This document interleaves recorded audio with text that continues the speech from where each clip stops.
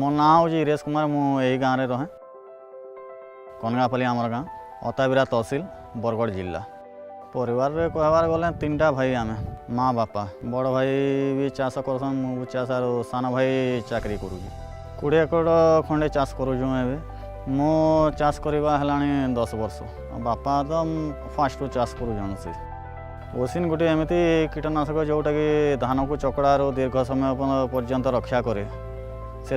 ओसिन ही व्यवहार करूँ क्षेत्र कौन कि रोपा पर 60 ରୁ 70 दिन भर पहला स्प्रे करें तापर 25 ରୁ 30 दिन बाद स्प्रे करने को पड़ू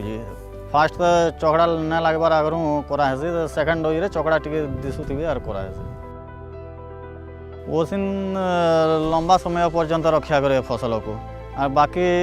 जोटा भी यूज कले भी से डबल टिबल यूज करने को पड़े से ओसिन ही यूज करसूँ मो सांगे जितकी चाषी भाई मैंने मो समस्त कहे भल मेडिसिन मारवाई से हूँ ओसिन और मो क्षेत्र से मैंने देखुन मो पाखे चाष करुँच से देखुंत ओसिन केमती काम दौर कमी कौन से भी ओसिन यूज करने मन कर मो फसल सुरक्षित और मजबूत अच्छी से मोर आमदानी बढ़ी और मो परिवार भी खुशी अच्छा से कृतज्ञता मो प्रिय इंडस्ट्री को दूँ।